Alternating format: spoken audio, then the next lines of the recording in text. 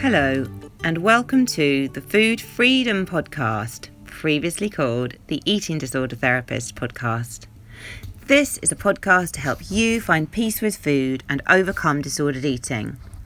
I'm Harriet Frew, aka the Food Freedom Coach, and I'm really excited to share with you all kinds of stories, tips, information, and soon to be invited guests to help you on your journey in finding peace with food.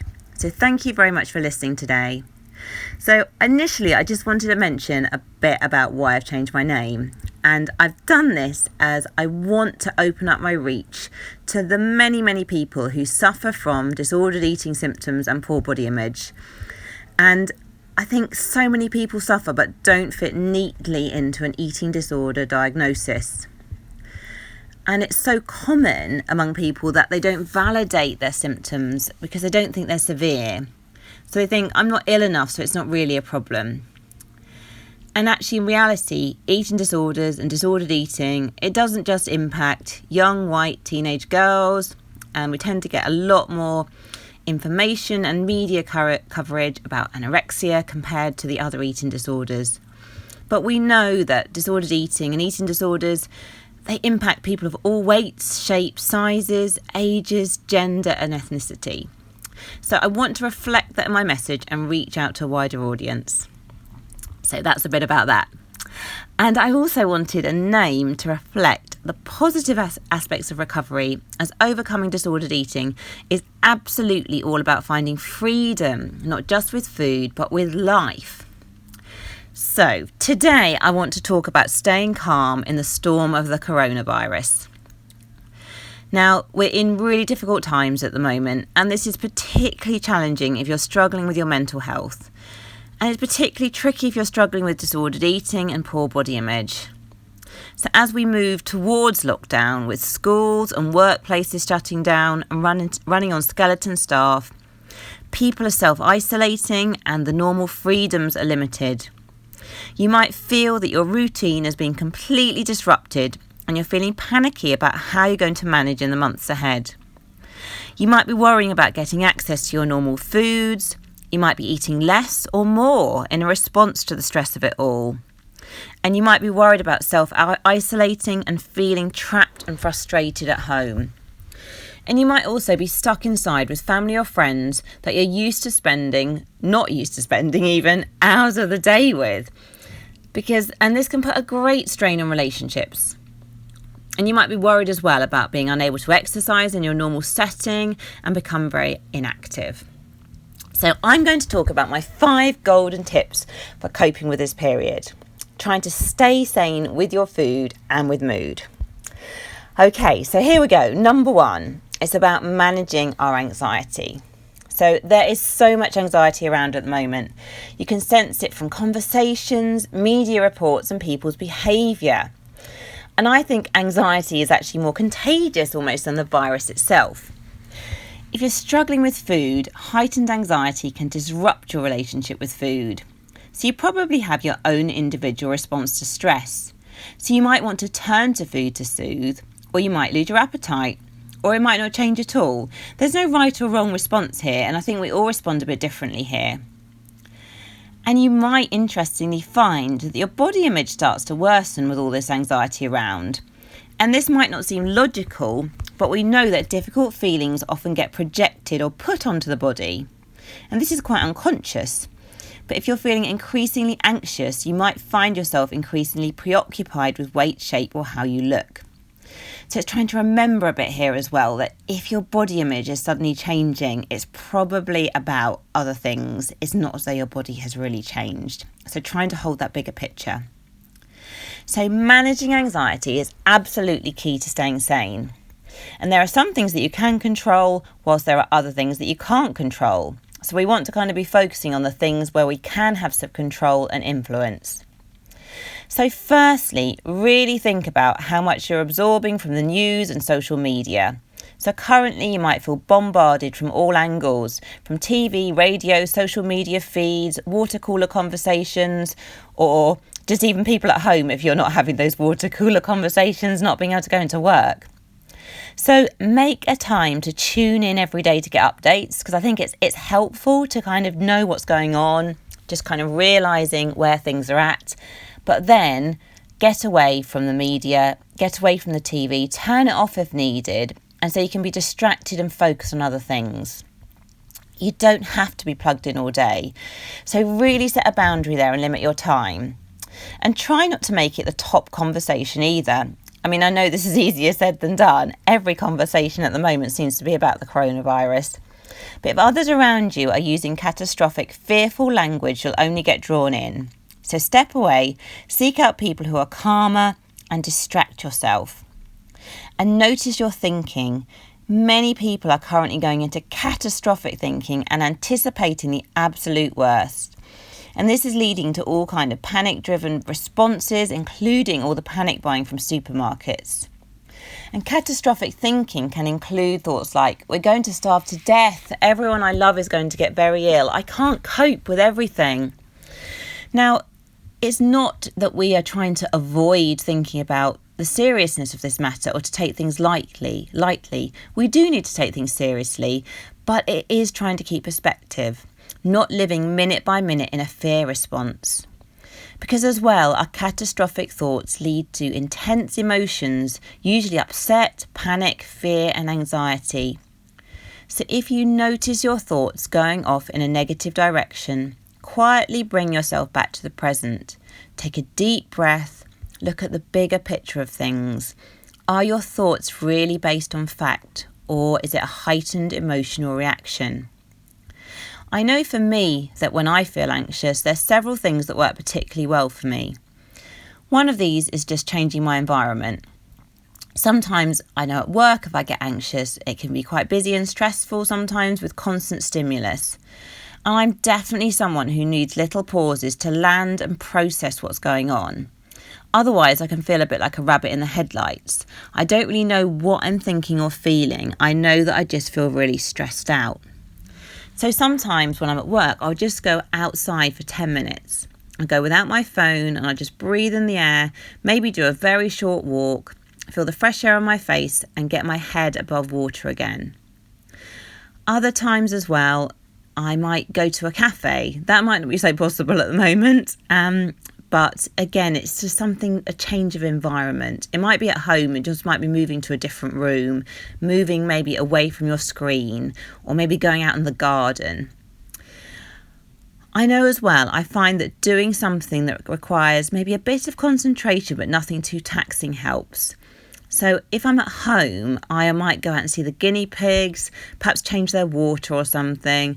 I might wash up or fold the washing, distribute it around the house, do something in a way where I can just kind of be a bit calmer in my thoughts. And I'm kind of doing something that can be quite distracting, but also can kind of give me a chance to kind of take a step back and get perspective.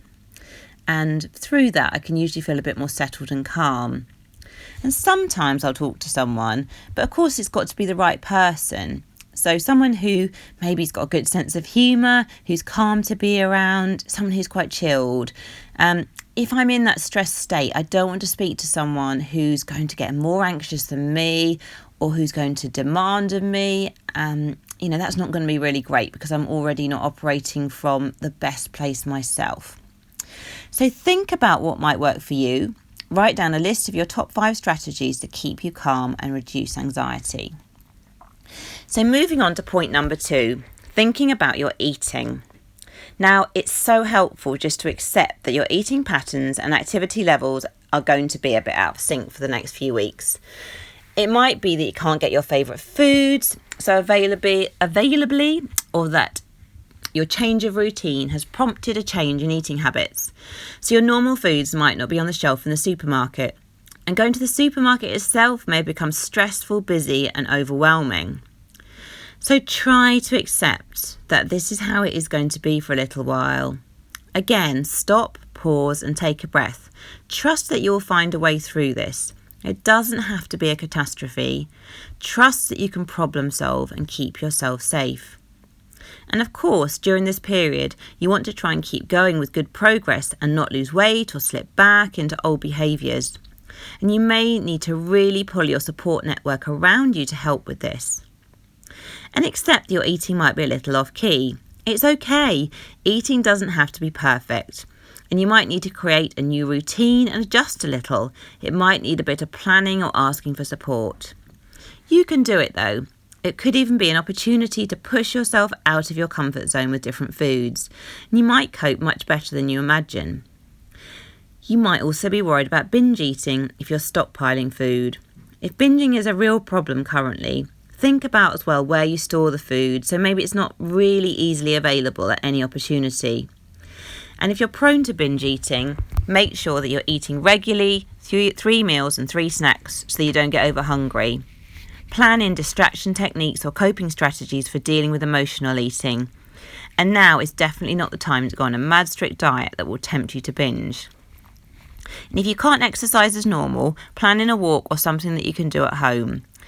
It could be a time to address those overactivity patterns and think about doing things differently. This could be a time to have some well-deserved rest and downtime and to practice your tolerance of this. Try if you can to do some gentle movement daily though. It will help lift your mood, decrease anxiety, improve sleep, and will help as well with body image. So food and activity might be a bit different for a bit. That's okay though, you will handle it. Have trust and faith in yourself and use this as a time to step out of your comfort zone. So moving on to my next point, planning in routine and structure. Now, you're likely to have lost your normal structure and routine, and if you're actually unwell, you might be confined to your bed or isolated for some time. So this can be really, really hard, and I think so many people really struggle with this. And obviously, if you're unwell, you need to rest, you need to isolate, you need to take this time out. You might not have much of a routine at all during this period. However, if you're at home and you're well, work to have some routine and implement some structure in your day. So maybe write yourself a timetable and divide your day up into blocks. Try and include a variety of activities that involve a change of scene or movement so that you don't feel stale or stuck in a rut. Work to get up in the morning at the same time and have some purpose and meaning to your day. And if you live in the countryside or have access to the outside without spreading the virus, then make the most of this. Time outside and moving is absolutely beneficial for your mental well-being. And if you have children, they will value this downtime and chance to run off steam. So keep meal times and snacks to regular times so you can have some routine. And this could even be time for an opportunity. Again, assuming that you are well, make the most of this time to work on a new project, do some writing or artwork, or catch up with friends online. You might find that you have infinitely more free time in the next few weeks than you would normally. And this could be, a real chance to kind of indulge in those hobbies, write that book you've always wanted to write. Who knows? It could be an opportunity. And you'll likely be using screens a lot. And it could be a great time to catch up on Netflix, documentaries, maybe learn a new skill off YouTube. So several of my clients have been planning in self-care schedules to keep themselves safe. And I know that I'm thinking already about this too for myself and my children to protect the well-being of our family. Because I know that when we're all at home under one roof, that emotions will be heightened and the frustration levels will rise. So as much as possible, I want to be proactive in managing this and thinking about how we can all stay as sane as possible. I will let you know how this one goes. So this links on to my next point, number 4. Don't be afraid to set some boundaries. Now, you'll be spending time with your loved ones, probably, but often who you don't spend hours and hours and hours of the day with. Your most beloved family members can become extremely irritating, and there might be all kinds of tension experienced when you're shut in together. I know that in our own household here, we've already been arguing about technology and use of the TV and boredom, and we're only at the very beginning. So create some boundaries to help yourself cope. Maybe you need some time away. Maybe you need to make sure you speak to a key person or friend daily to share frustrations and stay upbeat. Maybe you need to think about how you manage noise levels and people in a room. It can be helpful to have these discussions when things are calmer and before you all hit boiling point. So work to communicate your limits to others and say no if you need to. You're not going to be able to please everyone at the same time. but that's okay. Boundaries are key. And finally, point number 5, staying connected. So we can't connect physically with people in the same way, but we can stay connected emotionally and mentally. FaceTime, Skype, emails, phone calls, all readily available at the moment. So try and have one meaningful connection per day to stay in touch with people you care about. So notice as well the people that make you feel energised and uplifted or calm and resilient. You want to be spending more time with these people. And take care not to get into the role of overly supporting others and then feeling anxious or emotionally drained. You really need to keep some reserves for yourself, and it's not your job to be responsible for everyone. So there have been some amazing things already going on online, with choirs singing together, large FaceTime groups, churches streaming their services, to name a few, and it's likely that these will become increasingly creative and helpful over the coming weeks. And in our neighbourhood, A Kind Neighbour has formed a WhatsApp group, somewhere where we can share and ask for support if needed. And this is a real positive that's come from all of this. And hopefully we're going to get a greater sense of community and connection. So times are tough right now. Many of us are struggling and worrying about the weeks and months ahead. And if you have issues with food, you might be feeling particularly worried. So do what you can to manage your mental health through this tough time. Work on managing your anxiety and work to stay calm. Think about how you manage your food and accept that things will be a little bit off the routine for the moment. Create your own structure and routine day to day so you feel that you have some planning and that you feel that you have a variety of things and you're not going to get stuck in a rut. Set boundaries where needed, and also really important, just make sure you keep staying connected to others. So remember, this too will pass. It is likely not going to be an easy time, but have trust and faith in yourself. You will get through this. You will be okay. So have a ponder and reflect on these tips that I've shared, and let me know in the comments how you're coping right now. If you're not following me already, do seek me out on Instagram at Food Freedom Coach. And for regular tips and insights into overcoming disordered eating, do sign up for weekly articles on my blog page at foodfreedomcoach.co.uk. Thank you so much for listening, and I look forward to sharing another podcast episode with you very soon.